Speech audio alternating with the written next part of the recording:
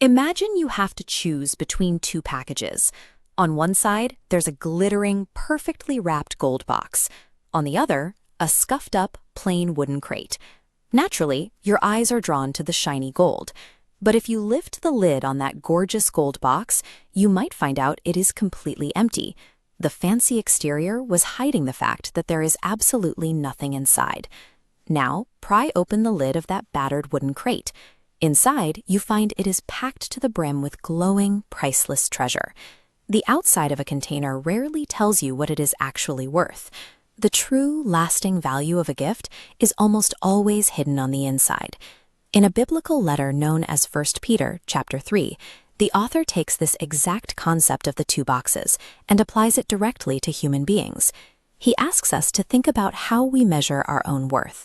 We spend a lot of time focusing on our wrapping paper. As we can see on this silhouette, it is easy to define ourselves by our outer layers, elaborate hairstyles, gold jewelry, or expensive clothes. But the text describes a different kind of beauty, a true inner treasure.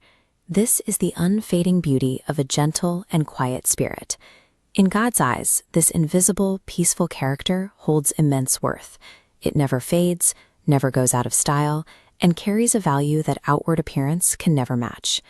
This focus on inner beauty is meant to be lived out every day. The letter explains exactly how a gentle spirit should change the way husbands and wives interact in their own home. Spouses must willingly yield to each other. Husbands are specifically told to be considerate, treating their wives with deep respect. They are equal partners, receiving the same gift of life from God. Treating family members with this kind of mutual respect has a direct spiritual result.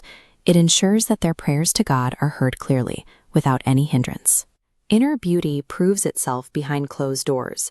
It shows up in how patiently and kindly we treat the people we live with every single day, long after we have stopped trying to impress strangers. Outside the home, the challenge gets harder. Eventually, someone is going to be actively mean to you, whether it is an insult on the playground or a harsh remark from a neighbor.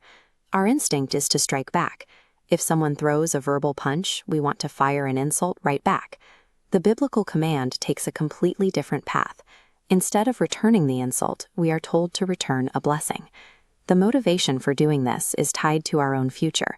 By giving a blessing, we position ourselves to inherit a blessing because God pays close attention to those who try to do the right thing. The text lays out a clear promise. If you want to love life and see good days, keep your tongue from deceit, turn away from evil, and actively chase after peace. True inner strength means breaking a destructive cycle. When you choose to offer a blessing instead of taking revenge, you stop the meanness dead in its tracks. Even if you commit to doing good and chasing peace, you might still face unfair threats. Sometimes people suffer even when they make the right choices. The writer tells us to reject fear in those moments. Instead of panicking, we should be ready to calmly explain the hope we carry inside us, doing so with gentleness and respect. Jesus Christ is presented as the ultimate example of this. He always did what was right, yet he suffered deeply for the sake of people who have done wrong. He endured physical death, but was brought back to life in the Spirit.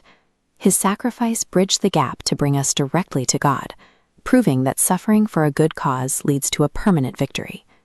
The letter connects this victory all the way back to the ancient history of Noah. During a massive, deadly flood, only 8 people were kept completely safe inside a wooden ark. That ancient floodwater acts as a symbol for baptism, which represents how Jesus provides safety for us today. This baptism serves as a pledge of a clear conscience toward God, representing a spiritual commitment rather than a simple washing of the body. We can trust that promise because of where Jesus is now. He has gone into heaven and sits at God's right hand, with all angels, authorities, and powers submitting to him. By choosing a gentle spirit, treating others with kindness, and trusting in Jesus, you hold on to a treasure that never fades.